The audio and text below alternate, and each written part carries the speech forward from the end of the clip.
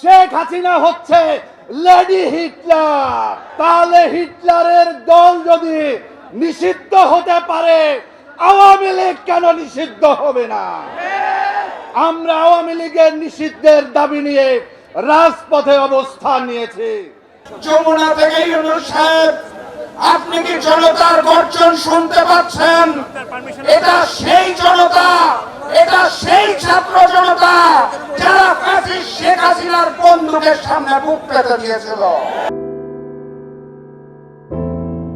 জাতীয় নেতৃবৃন্দ, উপস্থিত সাংবাদিক বন্ধুরা এবং গণতন্ত্রপ্রেমী, ইসলাম প্রেমী বিভিন্ন এলাকা থেকে আগত ভাই ও বোনেরা, আসসালামু আলাইকুম ওয়া রাহমাতুল্লাহ।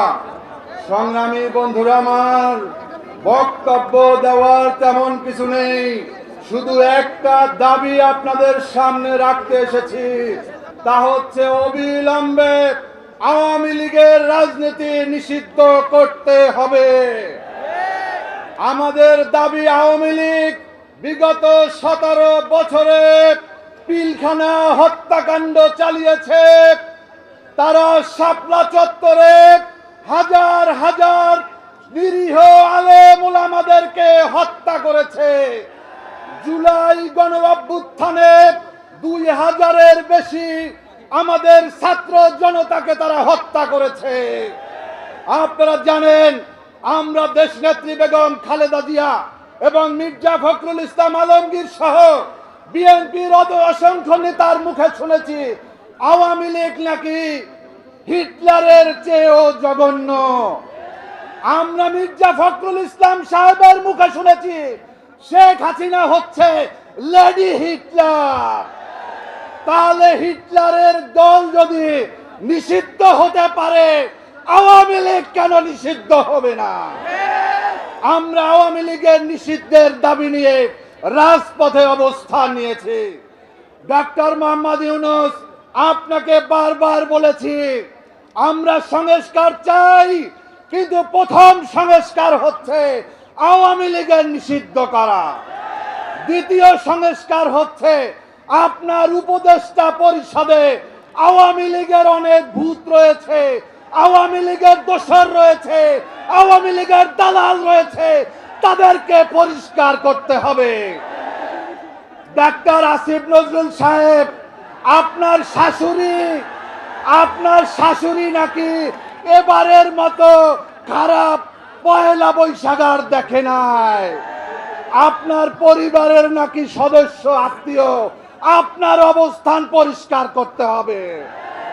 আমরা বাংলাদেশের বিগত 17 বছরে এই আওয়ামী লীগের কারণে 5 বার জেলে গিয়েছি, গণপিটনের শিকার হয়েছি, তারপরেও রাজপথ থেকে পালিয়ে যায়নি।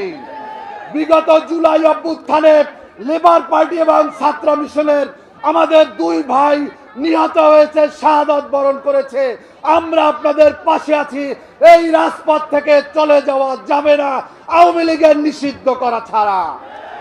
আমরা চাইব, আমরা সবাই সমস্ত রাজনৈতিক দলকে এখানে দেখতে চাই। যারা আসবেন না তাদের ঠিকানা তারাই তৈরি করবেন। আপনাদের সবাইকে ধন্যবাদ। বাংলাদেশ জিন্দাবাদ। আপনাদের সামনে আমি একটা স্লোগান দিয়ে যেতে চাই, আওয়ামী লীগের নিষিদ্ধ করতে হবে, করতে হবে। আওয়ামী লীগের নিষিদ্ধ করতে হবে, করতে হবে। আওয়ামী লীগের আস্তানা জ্বালিয়ে দাও, পুড়িয়ে দাও। আওয়ামী লীগের আস্তানা। আপনাদের সবাইকে ধন্যবাদ। আল্লাহ হাফেজ। নাসরুম মিনাল্লাহ, খাতুনকারী। রাত 10টা থেকে যারা কষ্ট করে এই জায়গায় এসেছেন, অবস্থান গ্রহণ করেছেন এবং পরবর্তীতে একে একে যারা এসে একাত্মতা ঘোষণা করেছেন, আমার সামনে উপস্থিত জনতা, মঞ্চে উপস্থিত জাতীয় নেতৃবৃন্দ, মিডিয়ার ভাই ও বোনেরা, আসসালামু আলাইকুম। আজকে এই সময় যমুনার সামনে জুলাই নেমে এসেছে। যেই জুলাই ফ্যাসিস্ট শেখ হাসিনাকে বাধ্য করেছিল বাংলাদেশ ছেড়ে তার প্রভু ভারতের কাছে পালিয়ে যেতে, সেই জুলাই যমুনার সামনে আজকে শপথ নেবে ওই ফ্যাসিস্ট শেখ হাসিনা, শেখ পরিবার এবং আওয়ামী লীগকে চিরতরে নিষিদ্ধ ঘোষণা করতে হবে। অগাস্টের 5 তারিখ বাংলাদেশের জনগণ এবং শহীদ পরিবাররা রায় জানিয়ে দিয়েছে, আওয়ামী লীগের অপরাজনীতি বাংলার মাটিতে আর চলবে না।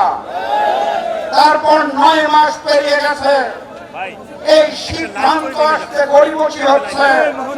আমি স্পষ্ট ভাষায় বলতে চাই, যমুনা থেকে ইউনূস সাহেব, আপনি কি জনতার গর্জন শুনতে পাচ্ছেন? এটা সেই জনতা, এটা সেই ছাত্র জনতা যারা ফ্যাসিস্ট শেখ হাসিনার বন্দুকের সামনে বুক পেতে দিয়েছিল। এই জনতা রক্ত দিতে জানে। ওই আওয়ামী ছাত্রলীগকে নিষিদ্ধ করে, সামনে যুবলীগ শ্রমিক লীগদের নিষিদ্ধ করে, দিল্লির প্রেসক্রিপশনে আওয়ামী লীগকে নির্বাচনে আনার পরিকল্পনা করবেন না। যেই নৌকা ডুবেছে সেই নৌকাকে আর উঠতে দেওয়া হবে না ইনশাআল্লাহ। এই মঞ্চ থেকে ওয়াদা করে যেতে চাই, জুলাইয়ের মতোই ঐক্য করে তুলতে হবে। যেদিন পর্যন্ত আওয়ামী লীগ নিষিদ্ধ না হবে, সেই দিন সেই মুহূর্ত পর্যন্ত আমাদের আন্দোলন সংগ্রাম চলছে এবং চলবে ইনশাআল্লাহ। এই জনতা রক্ত দিতে জানে, এই জনতাকে ওই দিল্লি ভারত শেখ হাসিনা থামাতে পারবে না। আমরা সামনের সেই স্বপ্নালী বাংলাদেশের স্বপ্ন দেখে আজকে এখান থেকে শপথ নিব, কিন্তু বিদায় নেব না। বিদায় সেই দিন নেব যেদিন আওয়ামী লীগ চিরতরে নিষিদ্ধ হবে ইনশাআল্লাহ। বিজয়ের পথে যাত্রা শুরু, জীবন অথবা মৃত্যু। আসসালামু আলাইকুম।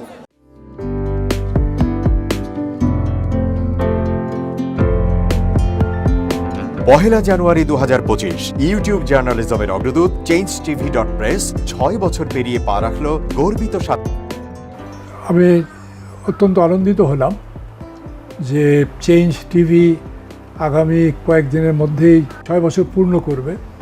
আর হাঁটি হাঁটি পা পা করে চলা শুরু করে এখন সে বেশ দৌড়াদৌড়ি করছে বলা যেতে পারে। ও নামটাও অত্যন্ত বলবো যে সিগনিফিক্যান্ট, যে চেঞ্জ, এই গণঅভ্যুত্থান কিন্তু চেঞ্জ চেয়েছে।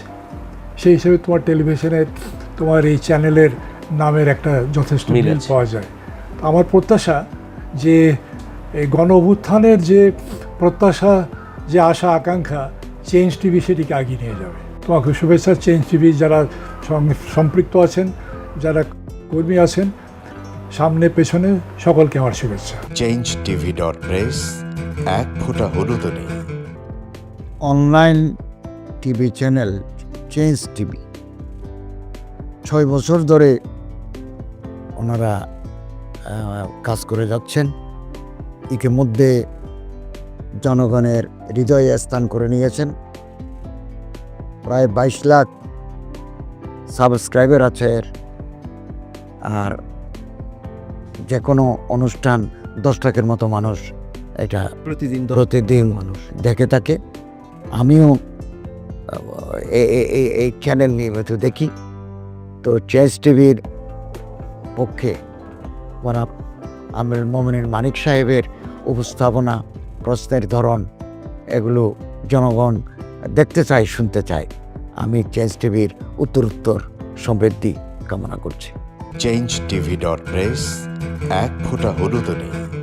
চেঞ্জ টিভি, তো আমি তাদেরকে আমার অসংখ্য শুভেচ্ছা জানাচ্ছি, কারণ তারা যে ভূমিকা রেখেছে এই সময়, একটা কঠিন সময় ছিল, সেটাতে যেমন ভূমিকা রেখেছে, এমনকি 5ই আগস্টের পরে নতুন বাংলাদেশেও তারা তাদের সেই তীক্ষ্ণ একটা সমালোচনামূলক এবং যেটাকে আমি গঠনমূলক বলব সেরকম একটা ভূমিকা রাখছেন। তো সেক্ষেত্রে আমরা মনে করি যে এই ভূমিকা আমাদের দরকার, আমরা চাই এটা থাকুক এবং আরও যেন সমৃদ্ধ হয়। নতুন বাংলাদেশ নির্মাণে আমরা চাই যে চেঞ্জ টিভি যে সমালোচনাগুলো করছে বা যেগুলো আমরা তুলে ধরছেন, সেটা এমন করে করবেন যেন আমরা সেখান থেকে শিখতে পারি এবং সবাই মিলে যেন আমরা নতুন বাংলাদেশকে সত্যিকার অর্থে বৈষম্য বিহীন একটা সমাজ গড়ে তুলতে পারি,